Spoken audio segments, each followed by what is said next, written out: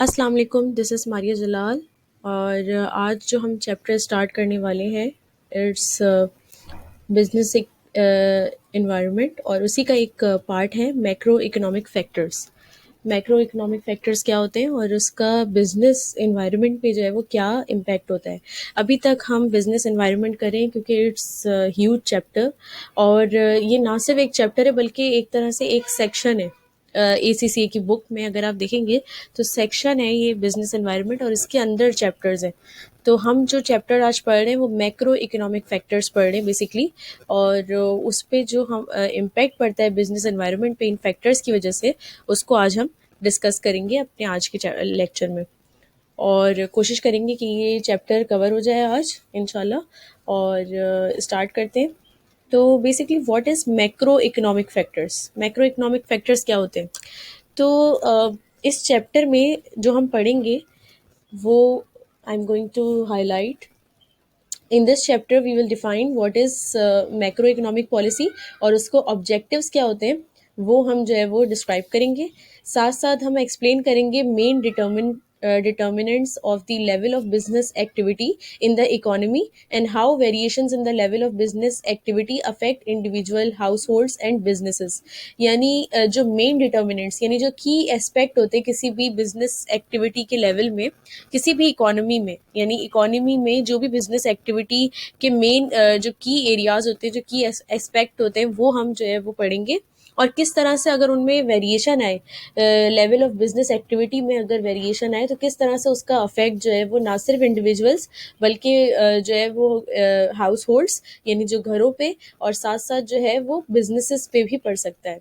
इस तरह हम एक्सप्लेन करेंगे impact of economic issues on the individual, the house hold and the business. यानी हम इकोनॉमिक इश्यूज यानी जो बड़े लेवल के, मैक्रो का मतलब होता है, late me just right it. Macro का मतलब होता है ऑन अ वास्ट लेवल। आप उसको वास्ट लेवल भी कह सकते हैं, या आप उसको ये कह सकते हैं कि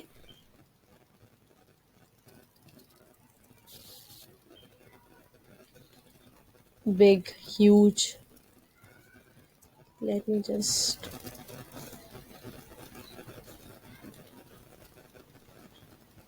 बिग, ह्यूज, होल, तो एक्सेट्रा, इसके बहुत सारे जो है वो एक तरह से नेम्स होते हैं।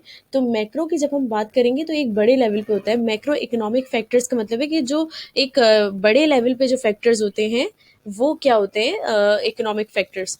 तो जब हम मैक्रो की बात करेंगे तो वो बड़े लेवल पे होंगे फैक्टर्स, यानी इकोनॉमिक फैक्टर्स होंगे जो कि असरअंदाज होंगे किसी भी इंडिविजुअल पे, हाउस होल्ड्स पे और बिजनेसेस पे। तो ये हमने पढ़ लिया मैक्रो के बारे में, और साथ साथ हम एक्सप्लेन करेंगे इकोनॉमिक इश्यूज का इम्पैक्ट इंडिविजुअल पे, हाउस होल्ड पे और बिजनेसेस पे। इसमें नंबर वन में जो इम्पैक्ट है हमारा वो है इन्फ्लेशन का, कि इन्फ्लेशन का जो है वो क्या इम्पैक्ट होता है इंडिविजुअल्स पे और हाउस होल्ड पे और इसके साथ साथ बिजनेसेस पे। फिर हम सेकंड पढ़ेंगे अनएम्प्लॉयमेंट। अनएम्प्लॉयमेंट का क्या इम्पैक्ट होता है इन तीनों चीज़ों पे।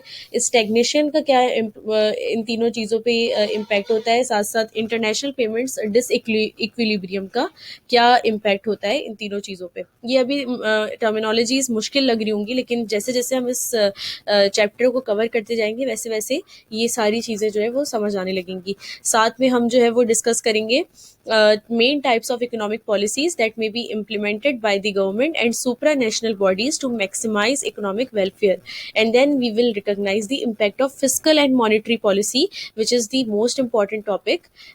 आप इसको कह सकते हैं कि most important है क्योंकि ये पेपर में बहुत बार पूछा जाता है। तो we will discuss the recognize the impact of fiscal and monetary policy measures on the individual, household and the businesses, right. अब हम इसको थोड़ा और ज़्यादा इसको हम एक्सप्लेन करते हैं। Late me just scroll it down. Why this is not scrolling. Yes. अब हम जो है इसको डिटेल में पढ़ते हैं कि what is macro economic factor and its properties. तो within the analysis of a organization external environment there are several factors to consider. हमने बहुत सारे फैक्टर्स पढ़ लिए हैं ऑलरेडी. इसमें competitive फैक्टर्स हैं, फोर्सेस हैं, इसके साथ साथ environmental फैक्टर्स हैं, टेक्नोलॉजिकल फैक्टर्स हैं, सोशल और डेमोग्राफिक फैक्टर्स हैं, और पॉलिटिकल और लीगल फैक्टर्स हैं. ऑलरेडी हमने ये पढ़ लिया. अब जो हम हमारा फोकस है वो इकोनॉमिक फैक्टर्स पे है. इकोनॉमिक फैक्टर्स में जो है वो मैक्रो और माइक्रो इकोनॉमिक्स जो है उसको हम डिस्कस करेंगे. तो ये इकोनॉमिक फैक्टर्स में ये दोनों फैक्टर्स आते हैं विच इज़ मैक्रो और माइक्रो इकोनॉमिक फैक्टर. तो economic factors are further bifurcated into two macro and micro economic factors, and this chapter will discuss the macro economic factors and how they can impact on an organisation. तो जिस तरह से मैंने अभी बताया कि economic factors जो है वो बाइफिकेटेड होते हैं दो फैक्टर्स में, जो कि मैक्रो और माइक्रो इकोनॉमिक फैक्टर होता है. सबसे पहले हम मैक्रो इकोनॉमिक फैक्टर के बारे में जो है वो पढ़ लेते हैं, और इसकी डेफिनेशन कुछ इस तरह से है. डेफिनेशन आप लोगों को याद रखनी है. Macro economic factor is a study of the economy of a country. Macro economics identifies factors that shape the condition of a countries economy. जैसा कि मैंने बताया कि मैक्रो एक बड़े लेवल की बात होती है, तो मैक्रो इकोनॉमिक की जो स्टडी होगी वो एक कंट्री की यानी एक मुल्क की इकोनॉमी की स्टडी होगी, यानी एक बड़े लेवल पे. क्योंकि आप जब एक घर की इकोनॉमी देखते हैं, जैसे एक घर है तो उसमें जो एक्सपेंसेस है, जो इनकम है, उसको संभालना इतना मुश्किल हो जाता है. और इसी को जब आप बड़े लेवल पे, ह्यूज लेवल पे ले आए, which is the level of the country, तो कंट्री की इकोनॉमी जो है वो किस तरह से चलती है, क्या उसमें चीज़ें होती हैं जो उस पर इम्पैक्ट डालती हैं, एक्सेट्रा एक्सेट्रा. तो ये सारी चीज़ों की स्टडी जो है वो मैक्रो इकोनॉमिक स्टडी कहलाती है. मैक्रो इकोनॉमिक्स जो है वो फैक्टर आइडेंटिफाई करता है जिससे किसी भी कंट्री की इकोनॉमी की जो है वो कंडीशन क्या होती है, उसकी शेप आपको नज़र आती है. Or broadly speaking, the condition of an economy equates to the level of demand that there is for the goods and services being produced in that economy. The better the economy, generally, the higher the demand for goods and services. एक मुल्क कितना अच्छा है अपनी मईशत के लिहाज से, यानी अपनी इकोनॉमी के लिहाज से, इसका अंदाज़ा तब होता है जब जितनी ज़्यादा उस मुल्क के अंदर उसी मुल्क की गुड्स और सर्विसेज की डिमांड जो है वो ज़्यादा होती है. यानी जो भी उस मुल्क के अंदर चीज़ें प्रोड्यूस हो रही हैं, उस मुल्क के जो अपने लोकल बिजनेस है, जो भी उस मुल्क में अपनी चीज़ें प्रोड्यूस कर रहे हैं, यानी आपके मुल्क में चीज़ें प्रोड्यूस कर रहे हैं आपके ही लोकल बिजनेसेस, आपके मुल्क के बिजनेसेस, और वो जो प्रोड्यूस कर रहे हैं प्रोडक्ट्स, उनकी कितनी डिमांड है आपके मुल्क के अंदर, यही डिसाइड करेगी कि आपके मुल्क की इकोनॉमी कितनी ज़्यादा स्ट्रॉन्ग है. Right? So furthermore, macroeconomics also involves the type of the policies that governments can set to influence factors that affect demand and supply. And the underlying rationale is that by influencing these factors, governments can in turn influence the condition of a shape of the economy. For example, government policy could be to cut taxes that would in turn increase income of households and increase demand. देखिए, for example, macro economy macro economics जो है वो involve होता है कि जो भी government policies जो है वो निकालती है, किस तरह की गवर्नमेंट पॉलिसी सेट करे कि डिमांड और सप्लाई जो है वो इंक्रीज़ हो आपकी विद इन द कंट्री. और ये फैक्टर्स इन्फ्लुएंस करते हैं गवर्नमेंट के डिसीजन को, जो भी वो ले रहे होते हैं अपनी इकोनॉमी को बढ़ाने के लिए. साथ साथ फॉर एग्जांपल, अगर गवर्नमेंट पॉलिसी में ये है कि गवर्नमेंट अपनी ही कंट्री की प्रोडक्ट्स को जो है वो इंक्रीज़ करना चाहती है, प्रोडक्ट की डिमांड को इंक्रीज़ करना चाहती है, तो साथ साथ वो क्या स्टेप ले सकती है? They will decrease the level of tax impose to the मतलब impose to the households, यानी जितने भी लोगों पे टैक्स इम्पोज किया जाता है उसमें कमी आ जाती है. और वो इन टर्न आपको क्या करती है, क्या फ़ायदा पहुँचाती है कि आपकी इनकम को, जो एवरेज इनकम है हाउस होल्ड की, वो इंक्रीज़ कर देती है, और साथ साथ अल्टीमेटली डिमांड आपकी कंट्री में जो है वो बढ़ जाती है. तो टैक्स कट एक ज़रिया होता है गवर्नमेंट की पॉलिसी का कि वो अपने ही लोकल बिजनेसेस को जो है वो बढ़ाना चाहते हैं, इंक्रीज़ करना चाहते हैं, और साथ में अपनी ही कंट्री की प्रोडक्ट्स को की डिमांड को जो है वो बढ़ाना चाहते हैं. तो वो क्या करते हैं कि वो जो टैक्सेस उन्होंने इम्पोज किए हैं उसको जो है वो कट करते हैं, ताकि जो एक एवरेज हाउस होल्ड इनकम है वो इंक्रीज़ हो, और वो इंक्रीज़ होगी तो अल्टीमेटली मुल्क में जो है वो प्रॉस्पेरिटी इंक्रीज़ होगी डिमांड इंक्रीज़ होने की वजह से. राइट? तो ये भी एक तरीका होता है ब्रॉडली, अगर आप देखें इसको. साथ साथ इसको हम नीचे लेके आते हैं, तो मैक्रो इकोनॉमिक पॉलिसी की डेफिनेशन जो है उसके बारे में हम जो है वो अब पढ़ लेते हैं कि what is macro economic policy. तो मैक्रो इकोनॉमिक्स हमने पढ़ लिया कि वो एक स्टडी होती है। आप जब किसी कंट्री की इकोनॉमी के बारे में जो है वो पढ़ रहे होते हैं और जो उनके फैक्टर्स होते हैं इन्वॉल्व उसके बारे में। अब मैक्रो इकोनॉमिक पॉलिसी के बारे में पढ़ते हैं। तो basically macro economic policy adapted by the government to achieve goals like economic growth, reduce unemployment, and achieve stability of prices and a healthy balance of payments. तो macro economic policy basically government जो है वो adapt करती है अपने goals को achieve करने के लिए। जैसे कि गोल्स में ये भी हो सकता है कि गवर्नमेंट चाहती है कि कंट्री की इकोनॉमिक ग्रोथ हो, यानी इकोनॉमी स्ट्रांग हो कंट्री की, साथ साथ जो है वो अनएम्प्लॉयमेंट यानी बेरोजगारी जो है उसको कम किया जाए, और साथ साथ जो है वो प्राइस में स्टेबिलिटी आए, यानी ऐसा नहीं हो कि इन्फ्लेशन की वजह से कभी जो है वो प्राइस इंक्रीज हो जाए और कभी जो है वो डिक्रीज हो जाए, यानी एक अनस्टेबिलिटी पाई जाए। तो ऐसा गवर्नमेंट नहीं करे और बल्कि स्टेबिलिटी ऑफ प्राइसेस जो है उसकी कोशिश करे और उसके लिए पॉलिसी ऐसी बनाए कि प्राइसेस में स्टेबिलिटी आए। साथ साथ हेल्दी बैलेंस ऑफ पेमेंट जो है उसको इंकरेज किया जाए, यानी उसके लिए काम किया जाए। तो बैलेंस ऑफ पेमेंट के बारे में हम आगे पढ़ेंगे, इसलिए मैं अभी इसको डिस्टर्ब नहीं कर रही इस टॉपिक को। और अभी जो हम बेसिकली पढ़ रहे हैं वो हम objectives of macro economic policy पढ़ रहे हैं। इसमें नंबर वन ऑब्जेक्टिव जो है वो है इकोनॉमिक ग्रोथ, नंबर सेकंड है इंक्रीज एम्प्लॉयमेंट, नंबर थर्ड है price stability, and number four है balance of payment.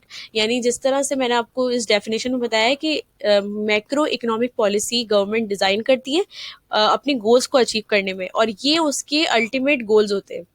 This is the goals of the government.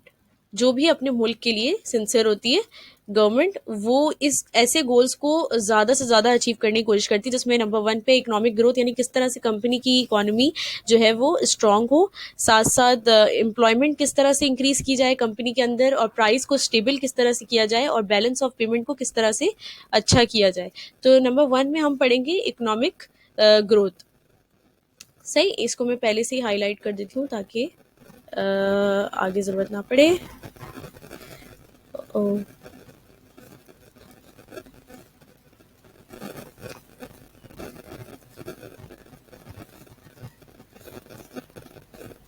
Okay, तो अब हम सबसे पहले जो अपना पॉइंट डिस्कस करेंगे वो इकोनॉमिक ग्रोथ का है। यानी अल्टीमेट एक गोल है गवर्नमेंट का to achieve economic growth in the country. तो economic growth is measured through gross domestic product. Gross domestic product क्या होता है? GDP measures the total output produced by all businesses in the country, and an increase in the business activity would increase the GDP as well. Hence the government wants to adopt policies that promote businesses and business activity to achieve economic growth. Economic growth के लिए जो सबसे एक ज़रूरी चीज़ होती है वो है जीडीपी। और जीडीपी को क्या कहते हैं? Gross domestic product. Gross domestic product का मतलब ये होता है कि एक कंट्री है उसमें कितने लोकल बिजनेसेस हैं और उन लोकल बिजनेसेस के आउटपुट क्या है, राइट। और उनके आउटपुट को देखते हुए जो है वो ये देखा जाता है कि उनका आउटपुट क्या है, जो कि पूरी की पूरी कंट्री में जितने भी लोकल बिजनेस हैं उनका आउटपुट क्या है। और जितना ज़्यादा आउटपुट होगा, the more the output the more the economic stability. जितना ज़्यादा आउटपुट इंक्रीज होगा उतनी ज़्यादा इकोनॉमिक स्टेबिलिटी जो है वो आपकी इंक्रीज होगी। तो एक कंट्री में मैक्रो इकोनॉमिक पॉलिसी जब भी गवर्नमेंट बनाती है तो वो ये इंश्योर करती है कि जीडीपी जो है उस पर ज़्यादा ध्यान दिया जाए। और जीडीपी किस तरह से मेजर होती है? जीडीपी जो है वो टोटल आउटपुट से मेजर होती है। लोकल बिजनेसेस आपकी कंट्री में कितने लोकल बिजनेसेस हैं और उनकी जो टोटल नंबर ऑफ आउटपुट है, यानी वो कितना आउटपुट जनरेट कर रहे हैं, एक बिजनेस कितना आउटपुट जनरेट कर रहे हैं, और इसके साथ साथ जितने भी लोकल बिजनेसेस हैं उनकी टोटल आउटपुट कवरेज कितनी है कंट्री में। तो ये सब चीज़ें जो है वो मैक्रो इकोनॉमिक पॉलिसी में जो है वो देखी जाती हैं, ताकि आपकी जीडीपी स्ट्रांग हो। और जीडीपी स्ट्रांग होने का अल्टीमेट मतलब क्या है? इकोनॉमिक स्टेबिलिटी, यानी इकोनॉमिक ग्रोथ। तो आपका जीडीपी स्ट्रांग होना बहुत ज़रूरी है, नंबर वन पॉइंट। इसके साथ साथ एम्प्लॉयमेंट को इंक्रीज करना जो है वो आपका सेकंड अल्टीमेट गोल होता है गवर्नमेंट का। It is one of the government's aim to increase employment within the country and ensure that the demand of the labour equals to the supply, so that skilled workers do not have to be idle due to the lack of jobs. This is related to the economic growth. The more the economy grows, businesses would flourish and employ more people. हर एक point का दूसरे point से link है। वो किस तरह से कि एम्प्लॉयमेंट जो है वो हर गवर्नमेंट चाहती है कि उसकी कंट्री में एम्प्लॉयमेंट इंक्रीज हो, और to ensure that the demand of the labour equals to the supply, so that skilled workers do not have to be idle due to the lack of jobs. Government ये चाहती है कि ज़्यादा से ज़्यादा employment generate हो, ताकि जो डिमांड और सप्लाई लेबर का वो इक्वल हो। जैसे ही वो इक्वल होगा, तो इसका मतलब है कि हर कोई जो है अपनी हिसाब से जॉब जो है वो अटेन कर रहा है, अपने हिसाब से जॉब गेन कर रहा है, जिसकी वजह से जो आपका जो एक यंग टैलेंट है या आपका जो एक स्किल्ड जो लेबर और वर्क फोर्स है वो आइडल नहीं है। आइडल मतलब वो बेरोजगार नहीं है, क्योंकि जॉब्स की लैकिंग चल रही कंट्री में। तो हर गवर्नमेंट ये इंश्योर करती है कि जॉब की लैकिंग ना हो कंट्री में, और हर किसी को, चाहे वो स्किल्ड वर्कर्स हो या जो भी, हर किसी को जो है वो जॉब प्रोवाइड की जाए। और ये इंटर्न अपनी एक इकोनॉमिक ग्रोथ से जो है वो लिंक है, नंबर वन से लिंक है, क्योंकि जितनी ज़्यादा कंट्री में इकोनॉमी जो है वो ग्रो होगी, जितनी ज़्यादा इकोनॉमी ग्रो होगी, उसके साथ साथ बिजनेसेस जो है वो फ्लरिश होंगे। बिजनेसेस पहले कायम होंगे, फिर वो उसके साथ साथ फ्लरिश होंगे। इसके साथ साथ जैसे ही बिजनेस जो है वो डेवलप होंगे कंपनी के अंदर, ज़्यादा से ज़्यादा वो ज़्यादा से ज़्यादा एम्प्लॉयमेंट जो है वो इंक्रीज होती रहेगी अल्टीमेटली। तो ये सब एक दूसरे से इंटरलिंक है। जितनी ज़्यादा इकोनॉमिक ग्रोथ होगी कंट्री में, उतना ज़्यादा जो है वो एम्प्लॉयमेंट इंक्रीज होगी, और उतनी ज़्यादा जो है वो स्टेबिलिटी आएगी आपकी इकोनॉमी में। साथ साथ नंबर थर्ड पॉइंट है प्राइस स्टेबिलिटी। तो इंक्रीज एम्प्लॉयमेंट की जगह मैं लिखती हूँ demand and supply of labour should be equal. अगर मतलब ऐसा नहीं हो कि कम ज़्यादा हो रहे हो, बल्कि दिस शुड बी इक्वल। तो ये चीज़ आपको ध्यान में रखनी है कि किसी भी कंट्री में जो लेबर की डिमांड और जो लेबर की सप्लाई है वो इक्वल होनी चाहिए, क्योंकि जब इनमें जो है वो स्टेबिलिटी नहीं पाई जाएगी, तो फिर वो कॉज करेगी अनएम्प्लॉयमेंट।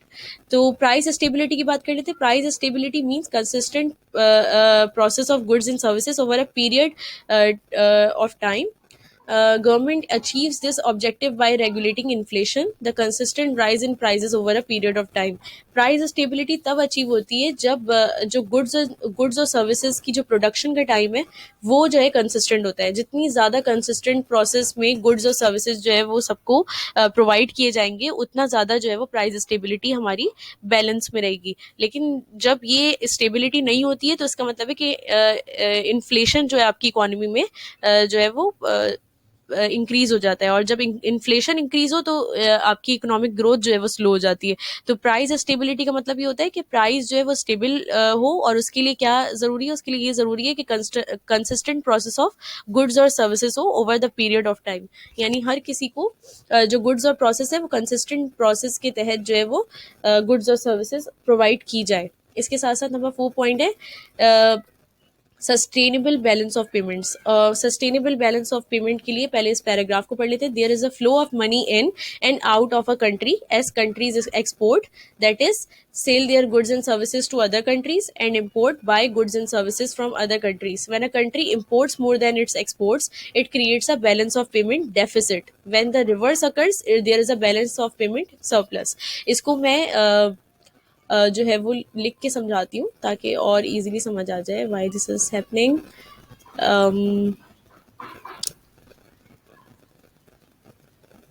इसमें हम इसको, late me just scroll down the screen first.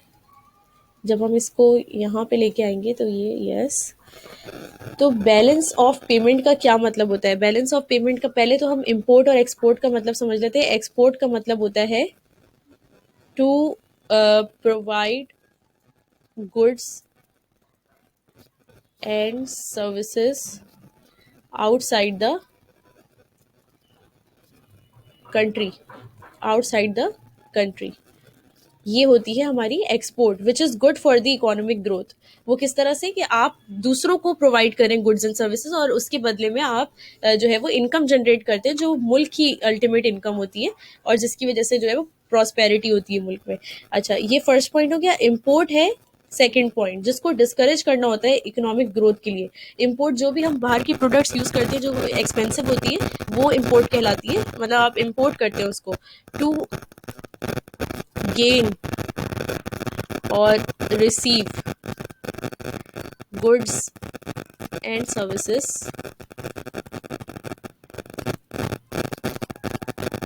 inside the country, right. तो ये इंपोर्ट होती है और इसको हमें क्या करना होता है, डिस्करेज करना होता है फॉर इकोनॉमिक ग्रोथ। अच्छा, मैं ईजी लिख रही हूँ उसको, तो ये इसका मतलब है कि इकोनॉमिक ग्रोथ के लिए, तो इसको आप अपने नोटिंग में इसी तरह लिखेगा कि फॉर इकोनॉमिक ग्रोथ, राइट। अब मैं इसको हाईलाइट कर देती हूँ फॉर योर। अच्छा, इसके साथ बैलेंस ऑफ पेमेंट की जब हम बात करते हैं तो बैलेंस ऑफ पेमेंट किस तरह से इंक्रीज होगी ये भी पढ़ लेते हैं। एक मिनट, स्क्रीन को मैं जस्ट ड्रैग करूं तो ये यहाँ पे आ जाएगा हमारा। और okay, balance of payment, balance of payment create होता है जब आपकी एक्सपोर्ट्स इक्वल होती है इंपोर्ट्स के, यानी जितनी आप इंपोर्ट्स करें उतनी ही आप एक्सपोर्ट्स भी कर रहे हो, यानी जितना आप बाहर से गुड्स और सर्विसेज को मंगवा रहे हैं उतनी ज़्यादा आपकी अपनी लोकल बिजनेसेस जो है वो गुड्स और सर्विसेज अपनी कंट्री में प्रोवाइड करें अपने लोगों को। तो बैलेंस ऑफ पेमेंट इक्वल होगी जब एक्सपोर्ट जो है वो इक्वल होता है इंपोर्ट्स के। तो फर्स्ट केस हमारा ये होगा कि when balance of payment is equal. Number 2, when balance of payment is in deficit। Deficit का मतलब ये है कि आपकी जो एक्सपोर्ट्स हैं वो इंपोर्ट से आपकी कम है, और इसका दूसरा मतलब क्या होगा कि इंपोर्ट्स आपकी एक्सपोर्ट से ज़्यादा है। तो जब भी इंपोर्ट ज़्यादा होगी और एक्सपोर्ट्स कम होगी तो बैलेंस ऑफ पेमेंट का डेफिसिट आ जाएगा। इसी तरह when balance of payment is increased, ये तब होगा जब आपकी एक्सपोर्ट्स जो है वो, अभी मैं एक्सपोर्ट्स को प्राइमरी रख रही हूँ, एक्सपोर्ट जो है वो आपकी इंपोर्ट से ज़्यादा हो जाएगी, तो आपका बैलेंस ऑफ पेमेंट जो है वो इंक्रीज होगा, यानी आपकी कंट्री में स्टेबिलिटी आएगी और जो है वो एक तरह से आपकी कंट्री जो है वो ग्रो करेगी अगर बैलेंस ऑफ पेमेंट इंक्रीज होता है या तो अगर बैलेंस ऑफ पेमेंट जो है वो इक्वल होता है। तो late me just right it again.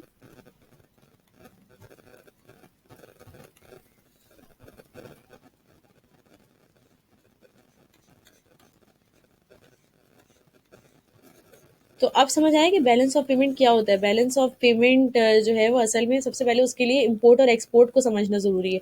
Import और एक्सपोर्ट मैंने आप लोगों को बताया कि इंपोर्ट क्या होता है और एक्सपोर्ट क्या होता है। एक्सपोर्ट वो होता है कि अगर हम अपनी सर्विसेज, गुड्स और सर्विसेज जो है वो अपनी कंट्री के बाहर जो है वो प्रोवाइड कर रहे हो दूसरी कंट्रीज़ को, तो वो एक्सपोर्ट कहलाती है, और एक्सपोर्ट को इंकरेज करना होता है फॉर इकोनॉमिक ग्रोथ। इसी तरह इंपोर्ट जो होती है, इंपोर्ट का मतलब ये होता है कि हम जो है वो गुड्स और सर्विसेज रिसीव कर रहे हैं दूसरी कंट्रीज से इनसाइड आवर कंट्री, राइट, और इसको हमें डिस्करेज करना होता है फॉर इकोनॉमिक ग्रोथ, क्योंकि जितनी इंपोर्ट हम मंगवाएंगे उतना ज़्यादा जो है वो हमें ज़्यादा पेमेंट करनी पड़ेगी, और कभी कभार ऐसा होता है कि टैक्सेस चार्ज होते हैं और फॉरेन करेंसी जो है उसमें आपको पेमेंट करनी पड़ती है। फॉरेन करेंसी में पेमेंट करने का नुकसान ये होता है कि आपकी जो करेंसी अगर जो है वो गिरी हुई है, डी वैल्यूड है, यानी आपकी जो पाकिस्तानी करेंसी वो डी वैल्यूड है और आपको पेमेंट यूएस डॉलर्स में करनी है, तो ये एक नुकसान है क्योंकि आप डबल से भी ज़्यादा पेमेंट जो है वो करते हैं जब भी आपको इम्पोर्ट के लिए पेमेंट करनी होती है। तो इसको डिस्करेज करना है क्योंकि इकोनॉमिक ग्रोथ के लिए ये बिल्कुल ठीक नहीं है। साथ साथ बैलेंस ऑफ पेमेंट जब इक्वल होती है जब एक्सपोर्ट्स इंपोर्ट की जो है वो इक्वल होता है। बैलेंस ऑफ पेमेंट डेफिसिट यानी कम, बैलेंस ऑफ पेमेंट कम होती है जो कि मुल्क की इकोनॉमिक ग्रोथ के लिए सही नहीं होगी। कब होगी ऐसा, कब ऐसा होता है जब आपकी एक्सपोर्ट जो है वो आपकी इंपोर्ट से कम हो, और बैलेंस ऑफ पेमेंट इंक्रीज होगी यानी अच्छी होगी बहुत ज़्यादा जब आपकी एक्सपोर्ट जो है वो आपकी इंपोर्ट से ज़्यादा हो। तो ये 3 केसेस मैंने पढ़ाए, ये सिलेबस का पार्ट नहीं है एक तरह से, लेकिन मैंने एक जनरल इन्फॉर्मेशन के लिए, क्योंकि अगर ये चैप्टर आप पढ़ेंगे तो इसके लिए आपकी बेसिक नॉलेज होना ज़रूरी है कि बैलेंस ऑफ पेमेंट क्या होती है और किस तरह से इंपोर्ट और एक्सपोर्ट जो है वो असरअंदाज होता है इस पे। तो समझें, आपको जब ये आप पूरी हेडिंग पढ़ेंगे तो आपको ये सारी चीज़ें समझ आ जाएंगी, और आई होप कि समझ आ गई हो और पढ़ने की भी ज़रूरत नहीं पड़ेगी अब। तो अब हम पढ़ते हैं कि level of business activity in the economy, उसको ये क्या होता है बेसिकली। तो इसके लिए हम इसको स्क्रीन को नीचे करते हैं कि लेवल ऑफ बिजनेस एक्टिविटी हमें नज़र आ जाए। Yes. So the level of business activity within an economy is affected by the total demand of goods and services within that economy. This total demand is known as the aggregate demand. Okay. This total demand is known as the aggregate demand. और इसका ये formula है. Aggregate demand is equals to the C plus I plus G plus X minus M. अब इसके बारे में मैं आपको समझाती हूँ कि ये किस चीज़ के बारे में बेसिकली। तो aggregate demand is equals to consumer spending, यानी सी का मतलब है कि कंज्यूमर स्पेंडिंग, कितना ज़्यादा कंज्यूमर स्पेंड कर रहा है। आई का मतलब है इन्वेस्टमेंट बाय द फर्म्स, यानी लोकल जो बिजनेस हैं वो कितनी ज़्यादा इन्वेस्टमेंट कर रहे हैं आपकी कंट्री के अंदर। और जी का मतलब है गवर्नमेंट स्पेंडिंग, गवर्नमेंट कितना स्पेंड कर रही है। और साथ साथ एक्स का मतलब है डिमांड फ्रॉम एक्सपोर्ट्स, यानी एक्सपोर्ट की कितनी डिमांड है आपकी कंट्री की, और इम्पोर्ट की क्या सिचुएशन है उसको माइनस करना है। इम्पोर्ट हमेशा माइनस होगा इस जो फॉर्मूला है उसमें से, क्योंकि वो एक तरह से आपका पैसा जा रहा होता है बाहर।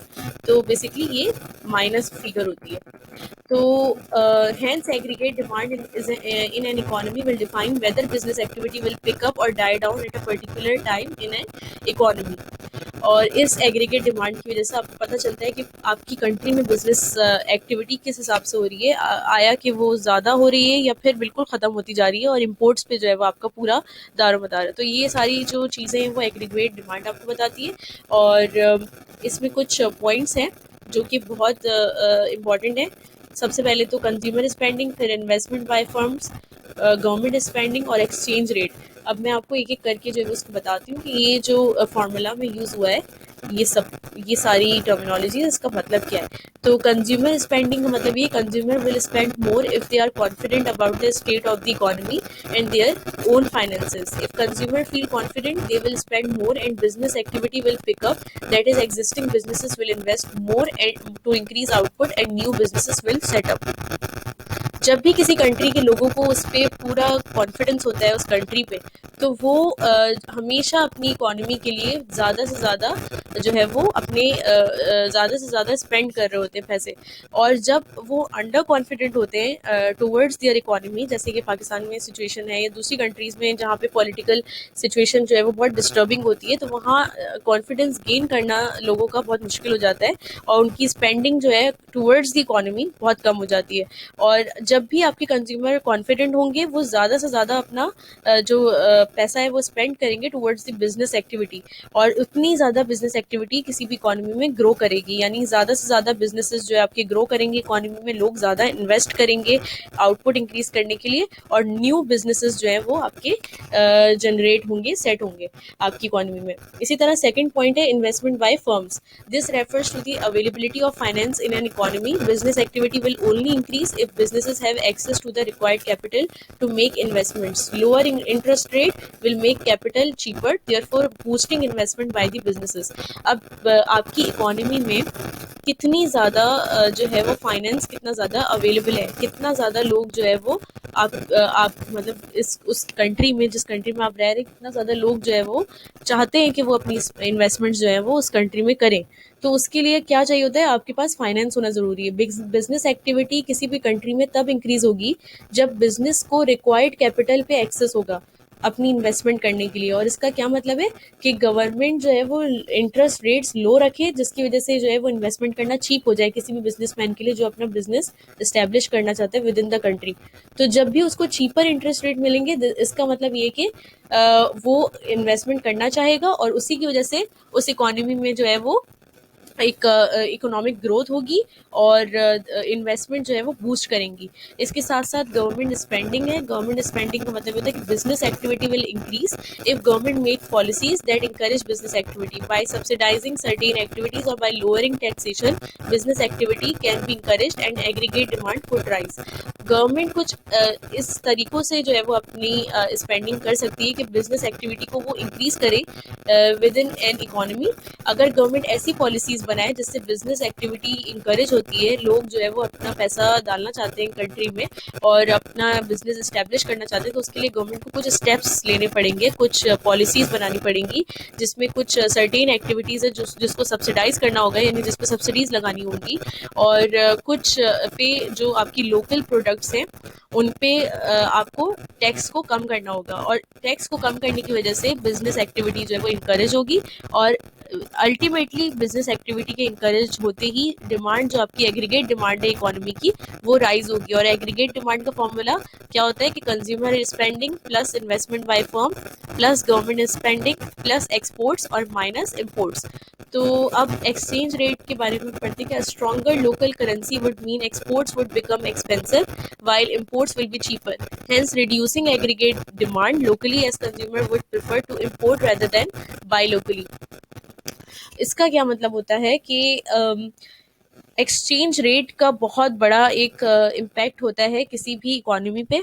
अगर आपकी जो लोकल करेंसी है, जैसे कि फॉर एग्जांपल आप यूएस डॉलर्स को देख लें, अगर US United states of America की लोकल करेंसी यूएस डॉलर्स हैं और वो अगर स्ट्रांग है, दैट मीन्स उनकी एक्सपोर्ट जो है वो एक्सपेंसिव हो जाएगी और इम्पोर्ट उनकी चीपर हो जाएगी, क्योंकि वो बाहर से मंगवाएंगे तो वो उनको जब भी वो क्योंकि जब आप डीलिंग करते हैं, इंटरनेशनल ट्रेड में डील करते हैं, तो आपकी जो करेंसीज होती हैं कंट्री की, वो इंपॉर्टेंस रखती हैं। तो यूएस डॉलर अगर मतलब अगर यूएस जो है वो पाकिस्तान से कुछ खरीद रहे हैं, तो दोनों की करेंसीज को अगर आप देखें तो यूएस की स्ट्रॉन्ग करेंसी और पाकिस्तान की वीक है, और जब भी यूएस पाकिस्तान से बाय करेगा तो उसको बहुत चीप पड़ेगा जो भी वो इम्पोर्ट कर रहा होगा चीज़ें। तो ये अल्टीमेटली एक फ़ायदा है उस कंट्री को जिसकी लोकल करेंसी जो है वो स्ट्रांग है, और उनके लिए क्या होगा, उनके लिए एक्सपोर्ट्स जो है वो एक्सपेंसिव हो जाएंगी, यानी वो अपनी चीज़ें जब बाहर एक्सपोर्ट करेंगे तो वो एक्सपेंसिव उनको लगेगा, और वो एक्सपेंसिव हो जाएंगी क्योंकि वो जो है वो ज़्यादा कमाएंगे, और इम्पोर्ट्स उनके लिए चीपर हो जाएंगी, यानी इम्पोर्ट जब भी वो कुछ करेंगे तो उनके लिए वो चीज़ बहुत चीपर हो जाएगी, जिसकी वजह से उनकी एग्रीगेट डिमांड जो है वो रिड्यूस हो जाएगी। इसी तरह आप क्या करें कि किसी भी लोकल करेंसी का स्ट्रॉन्ग होना ज़रूरी है, आपकी जो एक तरह से एग्रीगेट डिमांड है उसको अच्छा करने के लिए, उसको आपकी कंट्री में बूस्ट करने के लिए। और अब जो हम नीचे पढ़ेंगे वो इम्पैक्ट ऑफ बिजनेस एक्टिविटी के बारे में पढ़ेंगे कि business activity tends to fluctuate with a high in business activity known as boom, and a downfall in business activity known as bust. Business activity is cyclical, thus demand decreases, decreasing business activity and household income as well. This is known as the tough or bust. Trough or bust. Demand eventually picks up, leading to increased business activity and hence an increase in household income as well, known as peak or boom. अब आपको इसमें दो terminologies नजर आएंगी। Number one is peak और boom, and number two is trough और bast.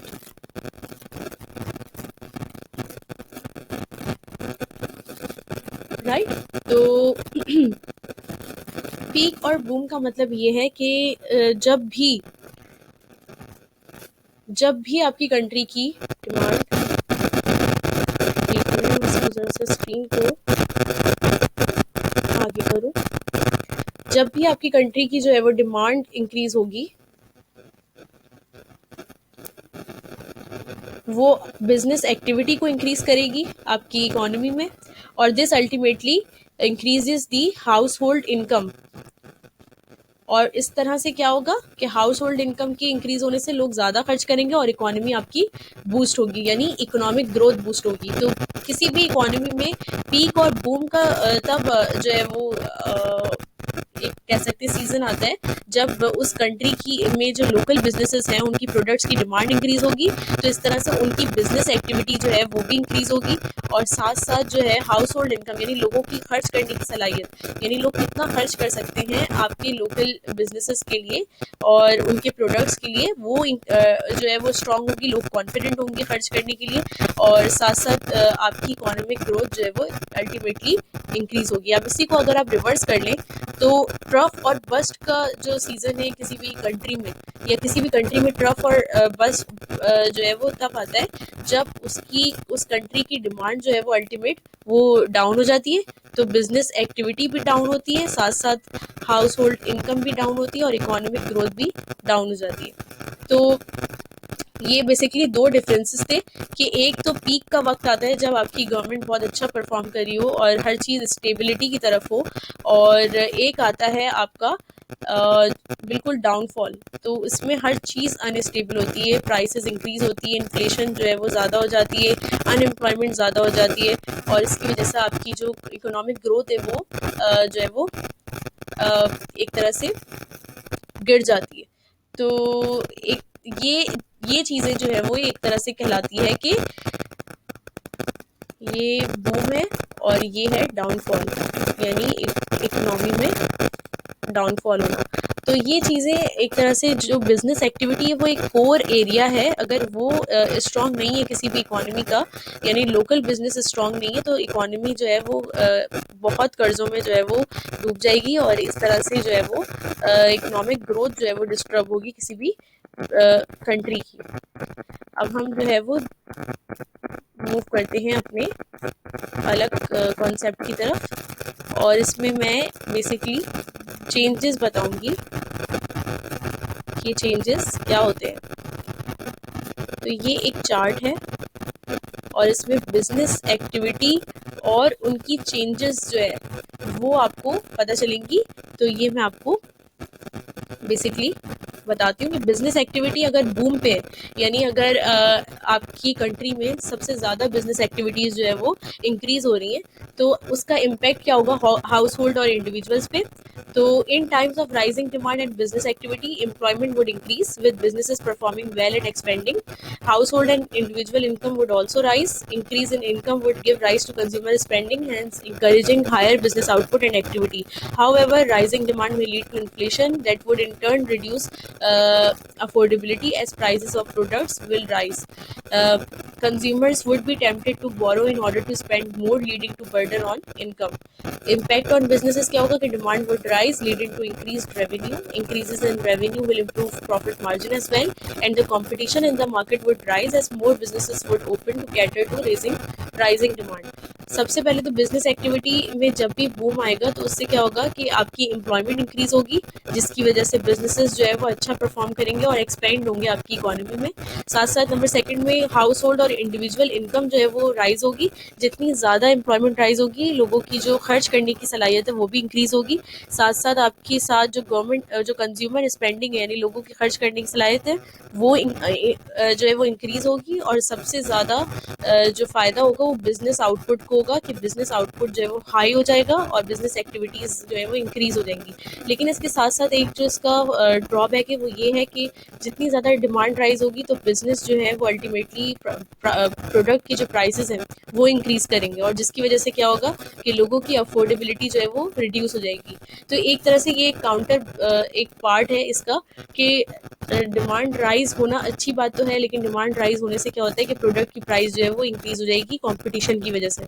तो उसकी वजह से क्या होगा कि लोगों की जो अफोर्डेबिलिटी है वो रिड्यूस हो जाएगी। साथ साथ कंज्यूमर जो है वो इस चीज़ के लिए ज़्यादा जो है वो टेम्प्ट एक तरह से उनको होगा कि वो ज़्यादा स्पेंड करें और ज़्यादा चीज़ों को परचेज करें, जिसकी वजह से सेविंग नहीं होगी और अल्टीमेटली उनकी इनकम पे बर्डन होगा। लेकिन इसका बिजनेस पे क्या इम्पैक्ट होता है?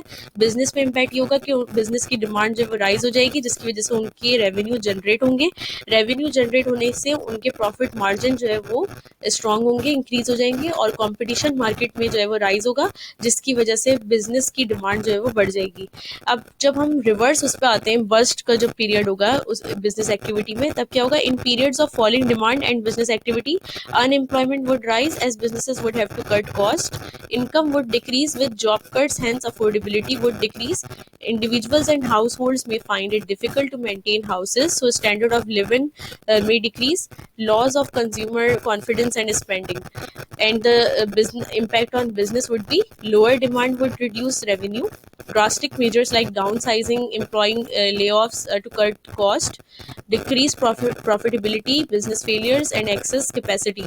अब बस्ट का जब यानी डिमांड के फॉल होने का जब पीरियड आएगा तो उससे क्या फ़र्क पड़ेगा, उससे ये फ़र्क पड़ेगा कि अनएम्प्लॉयमेंट जो है वो ज़्यादा बढ़ जाएगी, क्योंकि बिजनेसेस को अपनी कॉस्ट को कट करना होगा। और कॉस्ट कट करने का एक तरीका ये होता है कि जो एम्प्लॉय सैलरीड बेसिस पे होते हैं उनको जो है वो रिडंडेंट करना ज़रूरी पड़ जाता है, क्योंकि आपका बिजनेस जो है उसका प्रॉफिट गिर रहा होता है, तो अनएम्प्लॉयमेंट बढ़ जाती है उसकी वजह से। नंबर सेकंड ये है कि इनकम डिक्रीज़ हो जाएगी, जिसकी वजह से जॉब जो है वो ख़त्म होने लगेंगी और लोगों की अफोर्डेबल जो एक फ़ोर्स है, जो अफोर्डेबिलिटी है, वो लोगों की डिक्रीज़ हो जाएगी। साथ साथ इंडिविजुअल और हाउस होल्ड इनकम जो है वो भी जो है वो डिक्रीज़ होने लगेगी या कुछ लोगों की ख़त्म हो जाएगी। तो उससे जो है वो स्टैंडर्ड ऑफ लिविंग जो है वो डिक्रीज़ होगा, यानी लोगों का जो लाइफस्टाइल है वो बहुत जो है वो नीचे की तरफ आ जाएगा, बहुत जो है वो लो हो जाएगा। इसी के साथ साथ कंज्यूमर कॉन्फिडेंस लॉस क्रिएट होगा, क्योंकि अनसर्टेनिटी होगी, प्राइस स्टेबिलिटी नहीं होगी और प्राइस जो है वो फ्लक्चुएट कर रही होगी, इन्फ्लेशन आ जाएगा, जिसकी वजह से लोगों का कॉन्फिडेंस टुवर्ड्स देयर इकोनॉमी जो है वो लो हो जाएगा और जो स्पेंडिंग पावर है वो डिक्रीज हो जाएगी लोगों की। साथ साथ बिजनेस पे क्या इम्पैक्ट होगा, बिजनेस की डिमांड जो है वो लो हो जाएगी और उसकी वजह से उनको अपने रेवेन्यू को जो है वो उनका रेवेन्यू जो है वो एक तरह से रिड्यूस हो जाएगा। ड्रास्टिक मेजर्स उनको लेने पड़ेंगे, जैसे कि डाउन साइजिंग, यानी उनको एम्प्लॉय को उनको अपने बिजनेस में डाउन साइजिंग करनी पड़ेगी, एम्प्लॉयज़ को ले ऑफ करना पड़ेगा ताकि वो अपनी कॉस्ट को जो है वो कट कर सके।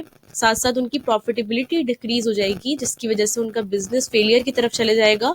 एक्सेस कैपेसिटी, जब आपके बिजनेस में कैपेसिटी ज़्यादा हो और आपकी जो प्रॉफिट है वो जनरेट कम हो रहे हो, तो उसकी वजह से बिजनेस फेलियर की तरफ चले जाता है। तो ये सारे कॉन्सिक्वेंसेस हैं और ये तब होते हैं जब दो पीरियड्स आते हैं। एक तो बूम का पीरियड होता है किसी भी इकोनॉमी में, जो कि बिजनेस एक्टिविटीज़ के लिए बहुत अच्छा होता है और साथ साथ जो रहने वाले लोग होते हैं किसी भी कंट्री में उनके लिए बहुत अच्छा होता है। लेकिन एक बस्ट का पीरियड भी होता है साथ साथ, जब डिमांड्स फॉल हो जाती हैं और बिजनेस एक्टिविटी के लिए वो पीरियड बहुत मुश्किल होता है और साथ साथ उस कंट्री में रहने वाले लोगों के लिए भी ये पीरियड सर्वाइव करना बहुत मुश्किल होता है। तो गवर्नमेंट इसी हिसाब से पॉलिसीज़ को डिज़ाइन करती है कि ताकि वो हर तरह से जो है वो अपनी इकोनॉमी को स्टेबल रख सके और जितना ज़्यादा हो सके अपनी इकोनॉमी को स्ट्रॉन्ग कर सके, इकोनॉमिक ग्रोथ को इंक्रीज़ कर सके।